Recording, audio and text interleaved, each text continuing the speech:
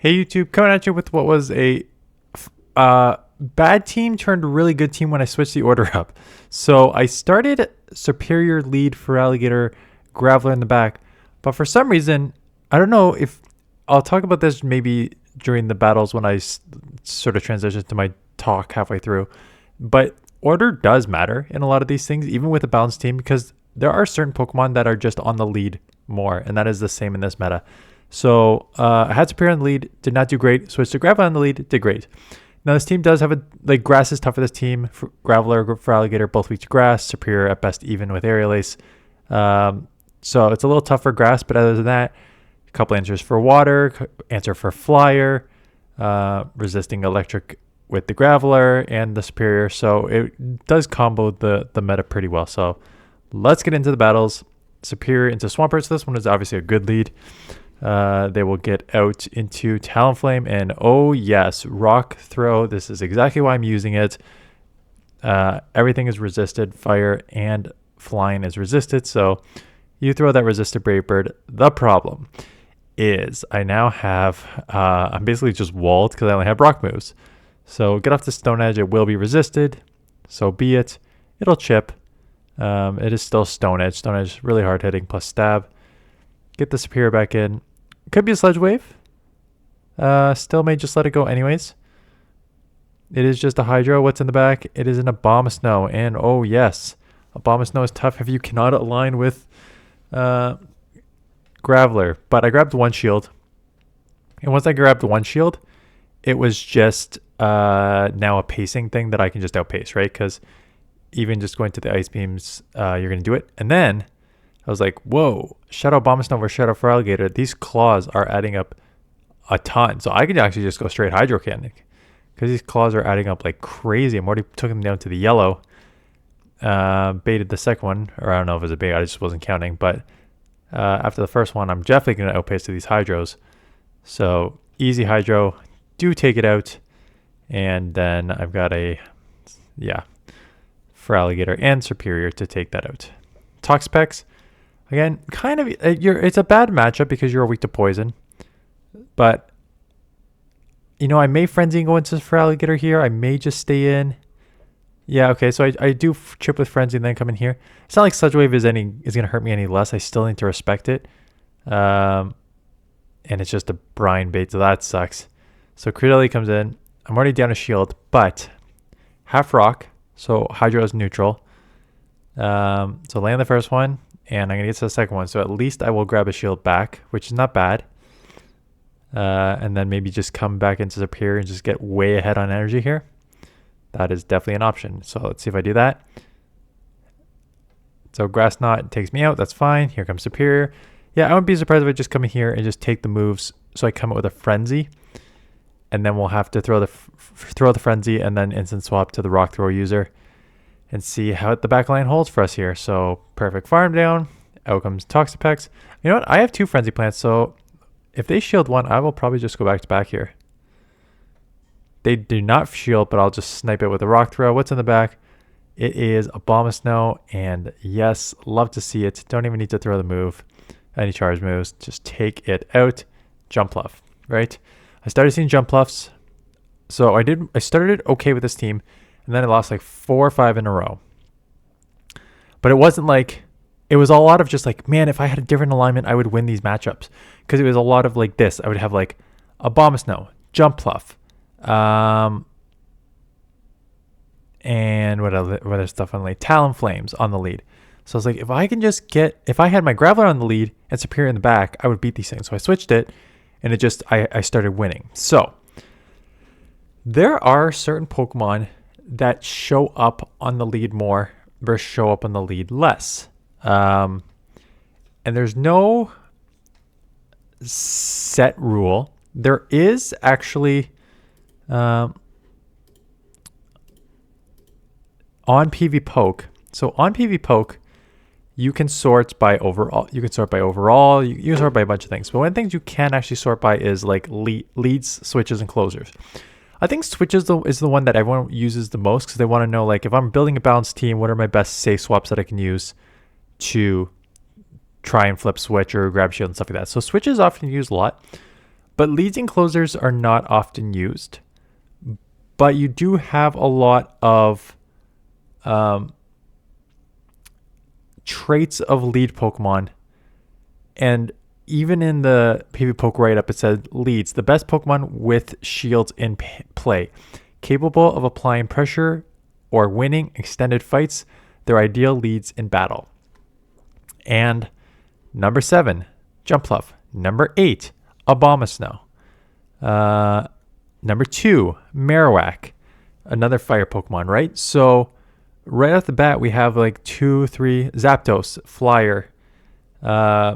So Marowak, Shadow, it's 2, non-Shadow is 3, Zapdos is 4, Jumpluff, Shadow is 7, Abomasnow, Shadow, non-Shadow are 9 and 8.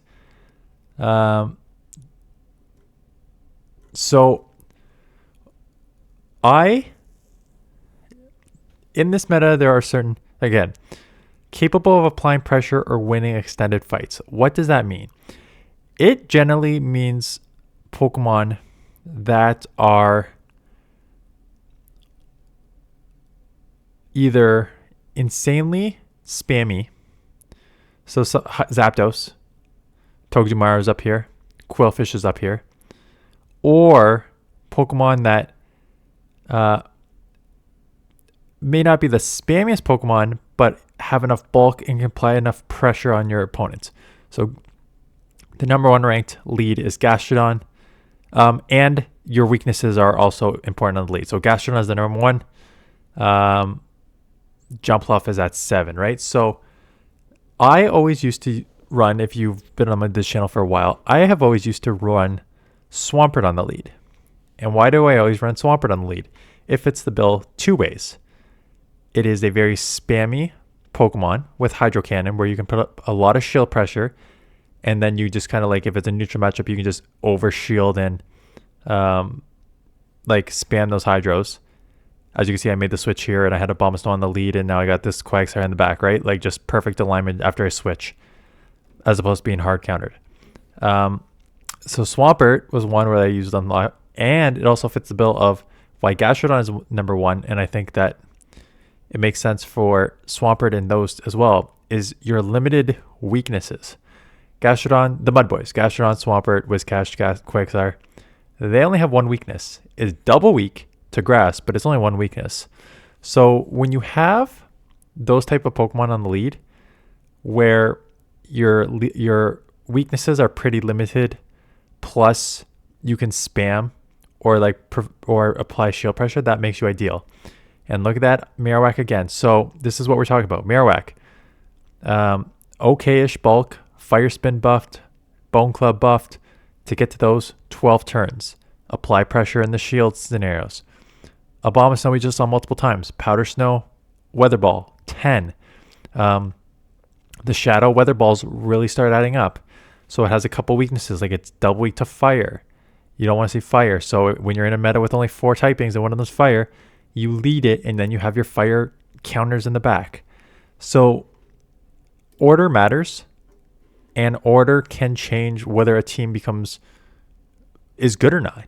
So I had a superior lead, and the team was not going well, and I put in a Graveler lead, and then when I switched to the Graveler lead, I won 6 of 7 matches. So I was 6-1, putting Graveler in the lead, and I was like 2-5.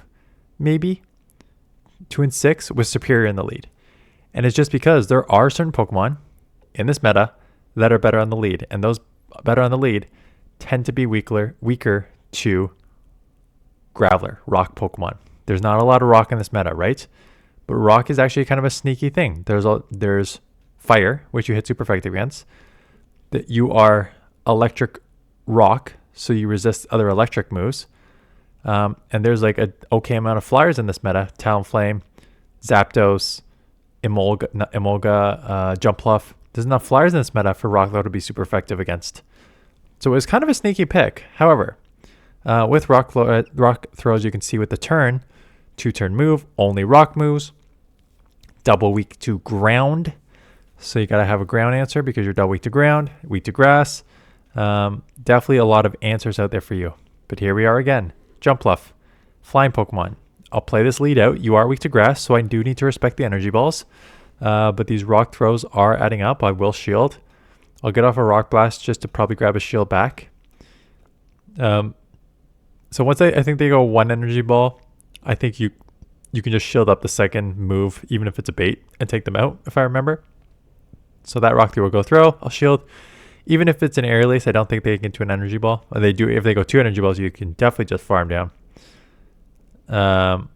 This is just going to be an air lace. They cannot get to a third.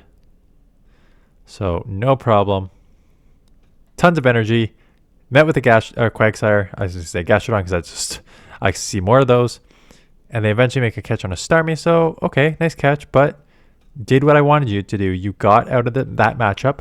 That's why I instant swapped. And now I have the Superior in the back to take out the Quagsire. So they take me out. That's fine. I was debating here, do I come in and then do I like chip with Graveler? But I'm like, no, maybe just get ahead on the energy. So that way, if you need to get to a couple air laces, you can. Because I'm going to need to at least get to 1. Because they do Stone Edge me. So I'll get to air lace. Hopefully I can get to a second. If not, the Vine Whip should add up enough that I can just go Rock Blast or Stone Edge or whatever I have. So yeah, double super effective Vine Whips. Takes it down to the red. So they do get another Stone Edge off, but that drains all their energy. And I have 2 moves here. Obviously throw the Stone Edge if you have both, but I just kind of clicked. Rock Blast is enough to take that out. Quagsire. Okay, so this is not a good lead. But again, Mud Boys are good leads, right? Only 1 weakness. So if you see that weakness, grass, you get out of there. If you don't, you can probably stay in most matchups. And out comes a Credilli. And what you're going to see here is a fight for switch here. And get to the next Hydro here. This will do enough damage to put it in the red. And this is not even a question for me. I've got a Graveler, double weak to ground against a Quagsire, or a Superior against a Quagsire. What should I do here? You should fight for switch if you can get it. And I can get it. I fought for switch. I still get a Hydro off on the Quagsire. This is why Feraligatr is so stupidly strong. How I did not bring this to Toronto Regionals, I'm still kicking myself for. Wins the MP here, so I grab the shield. I'm going to chip here to the red, or almost red, just yellow. Probably 1 Vine Whip will put this in the red. So I flip switch, took it out, took this. Here comes Superior, 1 Vine Whip to the red. They got Talonflame. I just flip switch for the win there. Ferrothorn. Core Breaker. So I come in Superior and get met with a Charizard, so I'm screwed. I don't even know what the best way to play this is with a Superior lead. Like other grass Pokemon, Credilli, Jumpluff is obviously great because it's half flying. Even Superior, I'd probably just stay in with Graveler and just chip with like Rock Throw as much as I can. But a freaking Ferrothorn that is half steel is a killer. Like, what do you do there? So coming into a grass Pokemon, just to be met with a Charizard, probably not the best. I did grab a shield from them and took it down. So now I thought like maybe with a shield advantage, Feraligatr can maybe get off an Ice Beam and then I can combo this perhaps. So shield up 1 Power Whip, get to an Ice Beam, thinking that I can get to like shield and get to 2 if I need to. So I don't feel like a bait is necessary here. And it does land. And now I got a decision to make. Can I Rock Throw down? And maybe they don't have a ground in the back or another grass in the back. So I say, yep, let's try it. I probably should have thrown a move here. I committed to the farm down. You should put pressure on that shield. There's no reason not to. So if I put pressure on that shield, maybe I would have had a better time, but I'm going to have a pretty damn good time when they have a Talonflame in the back, double weak to rock, just farm down. And again, a Abomasnow. You see these leads. These are not... certain Pokemon are better on the lead. Now, you can do 2 things. You can just counter it like I did. And you see a Gastrodon in the back, so this is just an easy farm down here. You can, if you know there's going to be a lot of leads that are weak to certain things, seems to be rock, you can run that to beat that. Or you can counter the counter.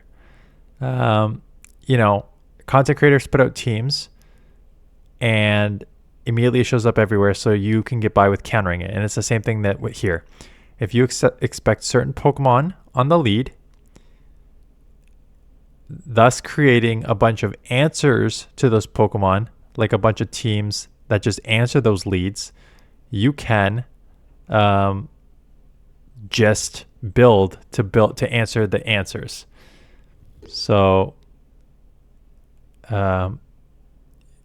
it just depends on what you think you're going to see more of. Like, are you going to see more Abomasnows and Talonflames and stuff? Or are you going to see more answers to those and then just build for that?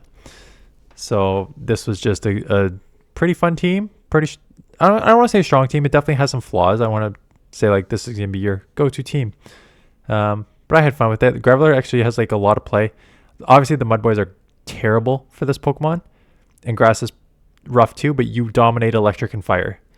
So whenever you can dominate, like absolute domination of 2 out of the 4 typings, that's pretty good in my books. So it's kind of like a sneaky pick from that perspective. I got to figure out, so obviously you can see the ELO range. I haven't moved much. I win some, I lose some.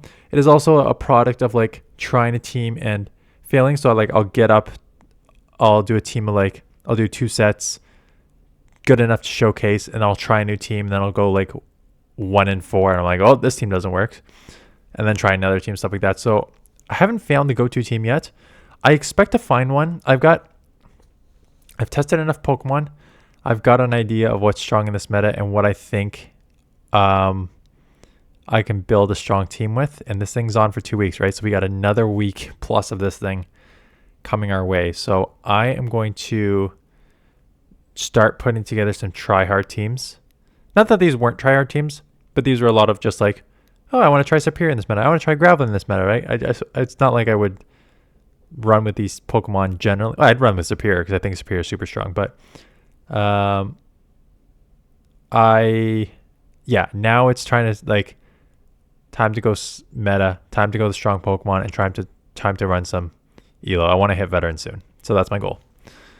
Let me know if you have a go-to team, whether you have submitted it or whether you just want to drop it in the comments, and I will read it and maybe play with it sometime this next week. Again, we're on for another like 8 days here. So let's find a team and run with one. Anyways, that's it. Thanks for watching. See you guys in the next one.